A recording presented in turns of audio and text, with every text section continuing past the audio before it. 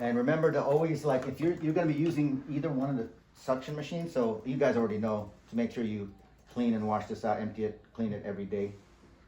Minimum. Once it gets half full, it's time to clean it. Okay. All right, let's go to trach. There it is. Trach care. So we have a stoma, and we have a trach care cleaning kit. Looks kind of like this. The ones I give has like little bins where you can put stuff in. With this one, basically you have your hydrogen peroxide. You would only use hydrogen peroxide if he was still like in the probably the first month maybe of the trach, because it's still kind of a wound, and hydrogen peroxide actually helps heal wounds. But you don't use it full strength, you just use half strength. So you'd mix half hydrogen peroxide, and you would buy the bottle. You buy the ones that you get at the supermarket or the pharmacy. You put hydrogen peroxide and a mixture of saline, half and half. And that's basically your cleaning solution right there. You would normally have a dirty area. Let's pretend this is the dirty area. That's where all after you clean a stoma, you're gonna put all that stuff after you're cleaning things. And this is my clean area right here. This is my clean area. So I have the Q-tips, I have the gauze, and I can wet this gauze. Sorry, I don't have gloves on, just pretend I do. This says, hey, this one comes with gloves. Oh, here's the one with this one with the tray. And it comes with gloves. And it comes with an apron that you can just put over his chest when you're cleaning his trach. And I usually use this apron. So the shiny side faces down. Okay, shiny side faces down. Makes it waterproof. That just goes right here. So you're gonna clean this trach now. So you've got tweezers in this one. Here are tweezers. You've got more Q-tips. You could use the solution with the Q-tip. A little bit more of this. That's an example. So this is a stoma. And remember, there's a trach tube right here. So it's going to be tough getting into that area. The first week or two, he's going to have sutures. I have to get off my knee. It's going to kill me. Oh. But once the sutures are removed, you can actually clean 360 degrees in a circle. So he's also going to have this, and it's going to be in your way of cleaning. This is the trach tie. So you have to get you have to do it a couple times to get used to doing this. And if he stays still, you can actually at least remove one end, clean this area here, and then tighten it, put it back on, and then to get to this area, you can release this side. But always make sure there's one side that's connected. So you can do that if you feel comfortable with that. If you don't feel comfortable with that, then just have to go underneath it. So you would use your Q-tip and just basically start at the top, and then you're just wiping here, because there's going to be like crud. It's going to be dried mucus, dried secretions, dried stoma. Could even be pussy looking. Could be anything. Could be blood. It's cute. The Q-tip, you dip it in the hydrogen peroxide. Yeah, yeah. So you're just wiping that around the stoma. There's the stoma right there. You're going like this, and then pulling stuff out, dried stuff out if you can. And then if you're, this is my dirty. Where's my dirty? There's my dirty. So if you're really good and you're comfortable with this, I'll grab this. Let me put some gloves on so I feel comfortable. I feel like, there it is. I don't know if this is gonna fit all you guys, but some of these are, I think they're usually medium. Now, if they don't fit you, just get the large ones on. Always wear gloves when you're doing trach care. It's important to not transfer your bacteria, especially in a stoma, in the wound. Okay, so make sure you're not touching everything. Just only the things that you need to touch. So I'm gonna grab this. I'm gonna squeeze part of it out so it's still moist. And what I do is I pull it open like that and I put it in half. And I'm gonna stick that in the stoma and I'm gonna go like this. I usually will grab one end on the top end and I'll go like this and I'll kind of go on the other side, try to do this at the top and then stick it underneath, and on the other side, to the left side, do this, and then finally go to the bottom and just kind of just pulls right on out like that.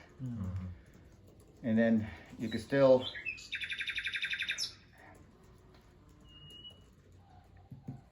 So the stoma is the entrance? Is that what? the stoma is the wound. That's the wound. Yeah. Hello? Hi, Manny, it's Thais from Saddleback. Yes.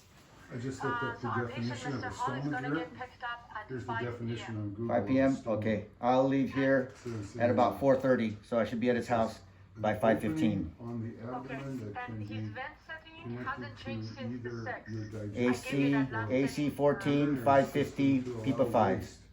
So that's 14, basically, okay, let me, you get the idea hold on, of I it. don't- Mode It's of the opening, ventilation, it's the Set wound. a vent rate 14, PEEP 5, FiO2 percentage 25, ratio 1 to 3, Tidal volume 550. 550, that's Okay, it. I got it. Thank you. You're welcome. All right. Tell him I'll meet him there. Body. In I know. anatomy, All right, a stoma bye. means an Thanks. opening in the body. Okay. So if you're having hard time with your fingers getting through, you can use the Q-tip to help you get it through. So I have to leave here by 4:30, guys. I'm sorry. You don't want to pull out on it all to get underneath, like you. No, but it will if you take out the dressing, the gauze, you're gonna see it. It's gonna be sticking out. I'll give you an example of what it looks like sticking out.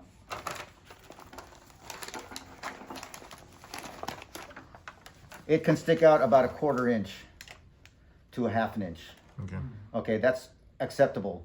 What you're gonna do is to make it a little snugger is after you change the trach tie, this tie here, you're gonna make it tighter so it'll be more flush like that. Okay. So you want it about like that, like that. Not touching the skin or not touching his neck, but just snug enough where the split gauze and this is snug enough to where it's not like hanging out like that. You don't ever want it to hang out like that. Okay. You want it to be more like this. Yes? Manny, sorry, the pickup is at 6 because they couldn't give us any earlier time. Okay. All right, thank you. Thank you so All much. right, you're welcome. Bye-bye. Bye. All right, I'm gonna spend the next 45 minutes with you. All right, so we want to make it more snug, and you can just tighten it up and just make it this more snug like that. So to get into that area, like I said, you have to go with the Q-tip, go in there, go underneath, and on the bottom. If you can't see the bottom, you just might have to have somebody just kind of lift this up like that a little bit, so it'll be coming off. And now this is like looking at it like this. So if it's like this, you can actually see the stoma. And what you want to look for in the stoma is no swelling, no redness, no pus, no granuloma. What's granuloma? It's an excess of skin that's coming from the inside, coming out like a hemorrhoid. But they're usually small. They start off small like that, and they get bigger and bigger and bigger until you have to cauterize them. That usually happens about after the first year of trach. So the weight of this causes like irritation, turning often, being manipulated frequently. It irritates the stoma, the skin around it, the wound. So it may cause granulations or even bleeding or even excess secretions. So, and you'll know if he has excess secretions because after you clean this, after you remove this would be here. You would see what's actually oozing out because the sponge is actually absorbing what's coming out of this stoma. So when you pull this out, you're gonna see either red for blood, dark red for old blood, light creamy beige, creamy color like the feed. That's okay. White is okay. Clear is okay, but green or like this color, green is an infection. So, you know, you probably have to put some antibiotics on the stoma, and then clean it more frequently, like twice a day instead of once a day. So It's a two-person process? one person does it. You just said someone could hold it while you were doing this. You can call Krista So to then help you you. need a second person. If you needed a second hand, yeah. If it's your first time doing it, it's good to do it with somebody else, or you know. So I'm gonna watch you and observe you guys do it to him. We're gonna do this. All of you guys can't be in the hospital. It's gonna be maybe 2 max.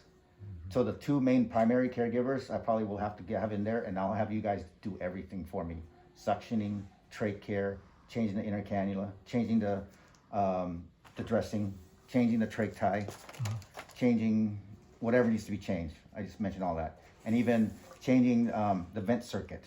But we'll do that when we're home. I just want the main things like knowing how to suction. That's the wife now. Hello, Beverly. Hey, Manny, they're saying that the pickup is gonna be between 6 and 6:30 now. It's not Wait, 5. okay. She told me 6. Oh, she did tell you 6. Yeah. Oh, okay. Okay, All right. I'll be at your house by 6. Okay. All right. All right. Bye. Thank you. So Another if long there's- night. If there's green, then Green is the infection. antibiotics is It that may help, but if it may help just if it's in that area, if it's just coming from like here. triple antibiotic ointment? Yeah, like mycin, neosporin, or whatever triple antibiotic would work, hopefully. And if it doesn't work, if you still see green after 3 to 5 days, it's not working. He may need actual antibiotics IV or pills, antibiotic via pills in a G tube. So it's really important that you do good care management, trach stoma care management, because we don't want that wound. It is a wound. It's a stoma. We call it a stoma, but it's a wound. It's an opening. We want to make sure that it stays infection free. So it has to be checked, and you have to change the dressings at least twice, sometimes 3 times a day. Some patients require it like every 6 hours because they have copious secretions. I have patients that can't control their oral secretions. I'm talking about ALS patients. It goes from their mouth down to their neck, down to the stoma, and that's how they get infections. So what happens is they have to put like another pad between to catch the saliva coming out of the mouth to protect the stoma. Because if you get oral secretions to the stoma, that's different bacteria from your mouth to here. This is a whole different ballgame in your mouth. So if you get bacteria in here, you're gonna need antibiotics. So just remember that. You can't go, like you have these things here. This is Yankar, oral suction. So you could be suctioning Dan, then all of a sudden you see a whole puddle of mucus just right underneath the here. You're not gonna use this and suction that out. Never do that.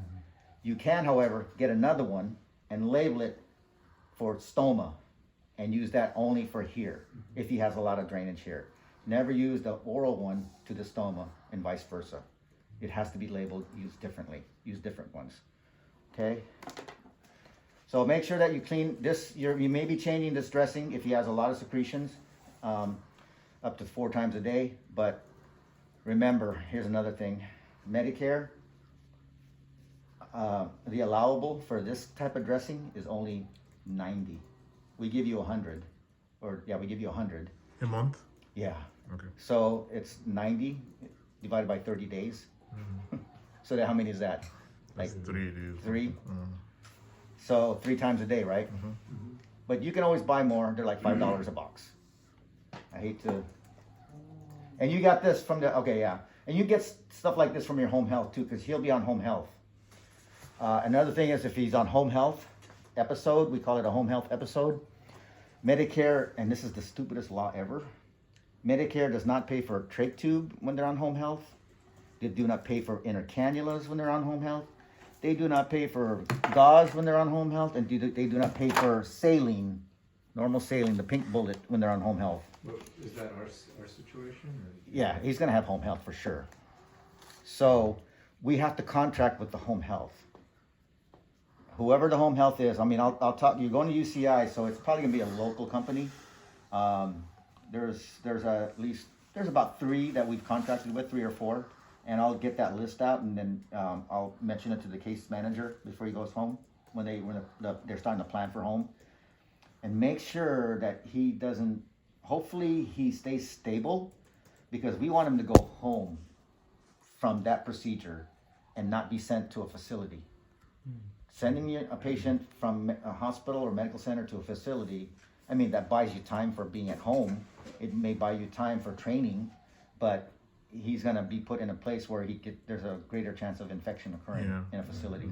I've had a few patients that went to facilities and they came home with, or they stayed in that facility like a subacute for another 3 months because they got E. coli. They got a stomach bacteria. It was passed around the whole ICU, and they were only there to rehabilitate, and they got it, and it just messed up their whole first year of being trached because they had to deal with GI issues.